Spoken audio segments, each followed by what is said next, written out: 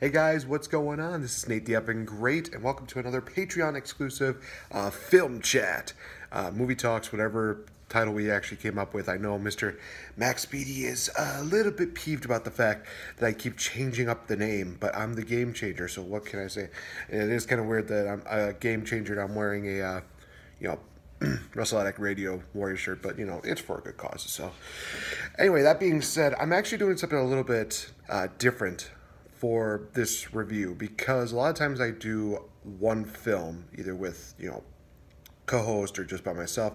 This time around I'm actually going to be doing not one, not two, but three, a trilogy if you will, and that is the How to Train Your Dragon trilogy. I've actually never seen the How to Train Your Dragon movies until this past weekend, and I saw the first one and the second one in the same day. Then a couple days later I saw the third one. So it's kind of one of those things where I thought, I just kind of combine everything together and it'll seemingly make more sense. Honestly, guys, it is one of those movie trilogies that is very well done, actually.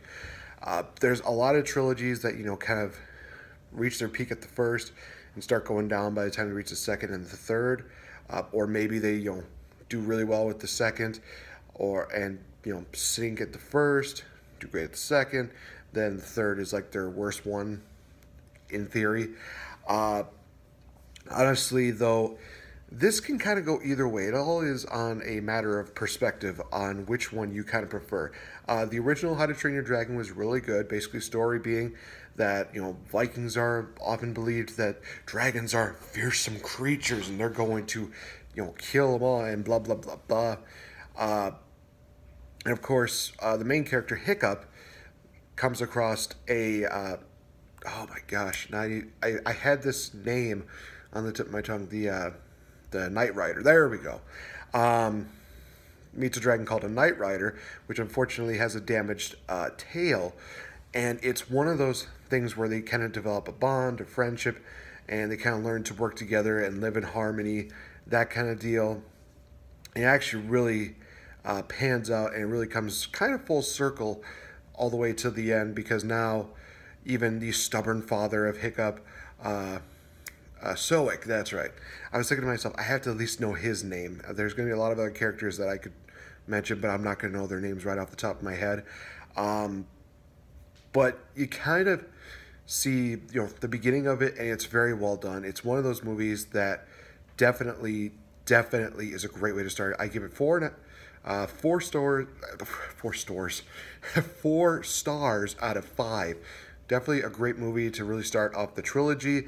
It actually got a 99% on Rotten Tomatoes, so it's definitely one of those movies that a lot of people agree on.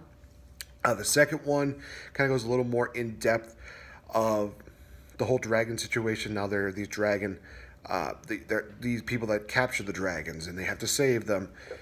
And then it's all about this deal about being the alpha dragon, but also it ties into the story with Hiccup, who is being trained to be the chief of the, I guess we can call it the tribe of, I guess you could say the tribe that his father did. And this is actually one of those movies that I actually think I preferred more, even after watching all three of them, because of the fact that it does have a little bit more of a darker overtone. I think it flows very well. It's kind of one of those things where it does make you think. It makes you just really, dig in your head and kind of think, okay, this is actually some really thought-provoking deals. I gave this one a 4.5 out of 5. Definitely a really good one as well. And it actually had a 92% on Rotten Tomatoes. And also the third one, which basically talks about a hidden world of dragons, and Hiccup is taking his tribe to basically find this this hidden world so that they can relocate and all the dragons will be safe.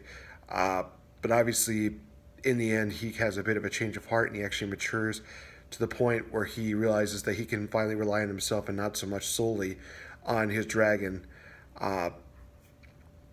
And even his dragon gets he finds love. He finds a light rider instead of a Knight Rider. Or is it? Oh gosh, I know I'm gonna get these all mixed up, but The point being that, the third one I think was still really good. It definitely stands out to a lot of people. Some people might say that the third one is the best one of the trilogy. I give this one a 4 out of 5. Definitely well done. It has a 91% of Rotten Tomatoes. It's pretty damn good. Now, time to go a little more in depth. And this is where I'm going to be a little more vague about some of these things. Talking about some of the things I liked, some of the things I disliked, everything like that. As far as movie goes, all three of them have very well done animation. It's just one of those things where they do a really good job of taking the extra time to make everything look either real or look very clean. It's just very well done. I love the animation that they do for that. And it's one of those things that definitely a lot of people recognize it, and it gets a lot of notoriety. It did get nominated for an Academy Award for Best Animated Feature Film, but unfortunately it did not get to that point. All three of them have very good flowing storylines that are not, too difficult to follow.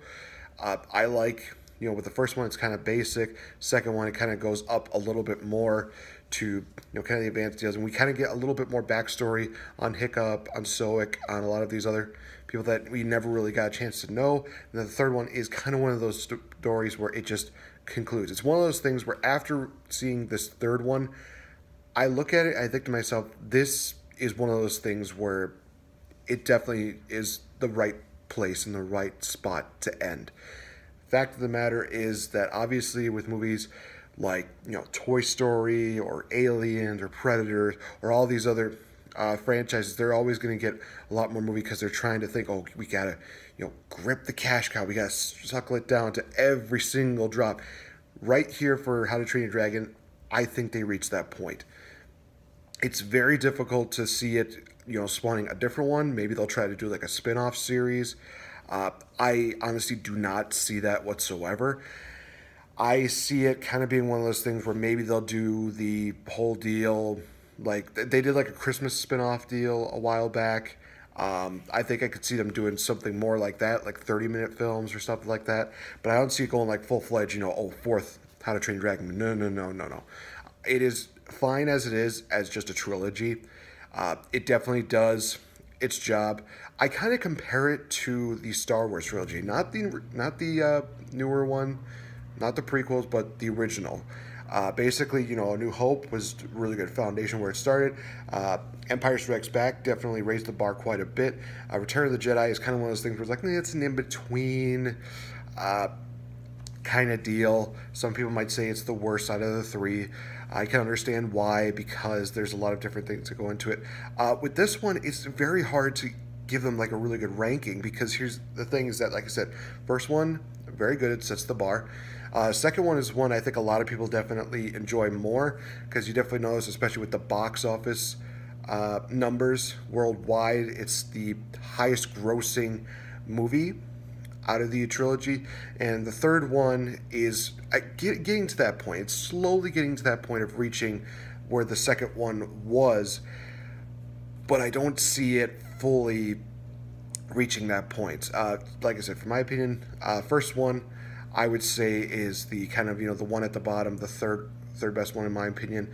The third one would be second best, and the second one is the better one in my opinion. I love the fact that during these movies we also get a little bit of dark humor and even some very serious subject matter. Like the first one, we deal with a hero who has his his leg amputated during like the final scenes of the movie. It's one of those things where it is a very scary sight, but at the same time it shows as time goes on that he is resilient and that he is more than willing to continue onward. And they show that they have the technology to really work with this kind of stuff. So it's really cool to see that. The second one does go a little bit deeper, kind of goes, like I said, into the family history, family background. We get a bit of a reveal there as to, a character we thought was dead, but turns out that they were not. It deals with a very, I will say this, that this was one of those things that I was very much surprised that they killed off one of the main characters, Soic, obviously. And it's one of those things where it does kind of give Hiccup the right motivation to finally say, okay, this is what he was training me for. I need to start acting like a leader. So that was really cool to kind of see that kind of transpire. The third one, of course, it's one of those things where, of course, we see, we see Hiccup as well as, his dragon still have that strong bond, but at the same time, they realize that they are on two different paths going into the future. So obviously, they have to make the choice of, either being together or splitting apart. And spoiler alert, they do in fact go their separate ways. It's one of those things that really is an emotional moment where it seems like everything is peaceful for the time being. Everything seems to be absolutely, wonderful. And this is, of course, where Hiccup and all the other Vikings realize they're not safe with us. The dragons need to go to this hidden world. So we see that, and it's very, very, it's a real tear-jerking moment. It's probably, in my opinion, it's the second biggest tear-jerking moment of the entire trilogy, to see them finally, have that point where Hiccup and Toothless, I remembered the name now, had that strong bond, but they also realize that this is for the betterment of each other. And they reach a point, and I will say this, that it does kind of end on a very sweet note, in which we see Hiccup and his girlfriend, I think it's Astrid, I believe that's her name. They end up getting married at the end, and they actually take their kids to this hidden world, in which we also see Toothless, his mate. And we also see 3 little dragons pop up there. I thought it was one of those things where it was like so cute, but at the same time, there is still that deal where if you separate, like an animal from its, from the master, it's one of those things that, it can go one of two different ways. Either one, they will remember their friend and they will just kind of embrace them. It's kind of one of those things where you see it and it's very difficult to see, how animals can still have that kind of instinct. So it's kind of one of those things where you're just kind of waiting to see what happens. There's that moment where Toothless just hops onto the boat and it looks like he's about to attack, but nope, he ends up, realizing, hey, it's my buddy, it's good to see, blah, blah, blah, that whole deal. It's one of those things, it's very, very well done, in all honesty. It ends on a very happy note. It ends on a very strong point that they could make another one that, of course, would go into the kids, but at the same time, like I said, I do not see that happening. I am hoping it does not happen. It's just one of those things where you have such a pivotal, trilogy here, and it could be completely ruined if you just continue to create more movies. Even if they do a deal where it's like, oh, we're going to talk about, Hiccup and Astrid's kids. It's like, no, we got the point. And it's kind of the same thing with the Toy Story deal. I was talking to my co-host, Victory Bell. She and I were talking about the fact that, Toy Story, it kind of has the same storyline where obviously, a toy gets lost, they have to go rescue it, or they get lost and they have to find themselves. It's kind of one of those weird things. So it's kind of in that same deal with the How to Train Your Dragon deal, is that, obviously, they trap dragons, they have to rescue the dragons, they trap dragons again, they rescue the dragons. The third one, I think, is one of those movies where I look at it, I think to myself, it does get very, very dark, because literally the guy says, oh, I kill the dragons. And one of the things that I will say, the villain, Grimly, I believe was his name, is he reminds me so much of McLeach from The Rescuers Down Under. And that's the kind of feeling I had for the third movie, is that it definitely felt like The Rescuers Down Under, where you have the villain, he's basically saying, yeah, I killed off all of these creatures. Now I'm going to find a way to, get this creature and be the one that says, yes, I killed it off. I made it extinct. La la la la. Nose in the air. It's kind of one of those things where it just does a very good job of doing a bit of a, what's the phrase I'm looking for? it basically does a really good job of referencing something that really worked. And there's even a moment where it felt like a Lion King deal where we had Toothless on top of a rock with his mate, and he does like the classic roar, all the dragons bow to him. It's one of those things where it's like, wow, they kind of ripped off, some Disney movies, but at the same time, it's one of those things that I will be willing to accept, because the fact of the matter is, somehow they made it work. Like I said, the villain is definitely one of those things that we don't usually see very often. We don't see somebody have that motivation of just like, you know what? I just want to kill all these dragons. I just want to take them out. And you don't kind of see, what also goes on with, of course, Toothless being the alpha. You don't really get to see that because you see it kind of end off and dwindle off in the second one. But obviously, when we get to the third one, we see him more acting as the alpha, acting as the one who is in control. We see how much of an impact he has with all these dragons. We kind of see that more. It's just very, very well done. I absolutely loved it. Obviously, all three of these movies do a great job. Somebody might actually have the question of, do I need to see all three of these movies in order to get caught up in everything? In my opinion, yes. There's other people that will say, like, oh, you only need to see the second movie and you'll be caught up with the third movie. I would definitely say yes. Watch the first one, not only so that you can kind of be caught up with everything, but also for the fact that you could have the knowledge of, okay, this is how, this character has that. This is where, it explains why, Hiccup has the amputated leg. It explains more as to how, why Soic still feels this way about the dragons. Why, everything that goes on here. It's just one of those things that it does a great job of explaining everything. And all these movies kind of tie in together very well. And that's one of the reasons why I love this trilogy. It's absolutely well done. It's safe for kids. It's great for adults. Some people might say, like, it looks like a random kids movie that I'm not going to like.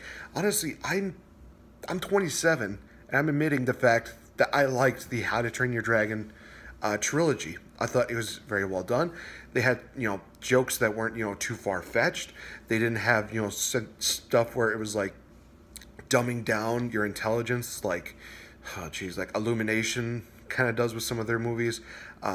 Sorry, I have to say this, but, Minions, I would even say Grinch is kind of one of those things where you're feeling like your intelligence is being tested a bit. But with DreamWorks, also, love the new logo that they had for the third movie. They did a great job of creating another trilogy that just absolutely worked. When I think of the trilogies that they've done, I think right off the bat, Shrek, Madagascar, and now we can add How to Train Your Dragon to that trilogy. It just does a great job of creating something that you never thought you wanted until you saw it. You think, hey, I want more of these. So that is my full review on the trilogy of How to Train Your Dragon. Like I said, all three of them are absolutely great. I definitely recommend watching all three of them in succession, in that order. Don't do one of those things where you're just going to do like the third one and be like, oh, how does this affect with this? Or go to the second one and think like, oh, how does this tie in with this? I definitely say watch the first one. It's a really good original. It's one of those things that's very easy to follow. Watch the second one. It's very well done. Watch the third one. It is great. So that is my thoughts on that, guys. Thank you so much for listening in on this Patreon exclusive. Thank you so much for your support. And I'll talk to you guys when the next time I do another movie review. Bye-bye. Adios.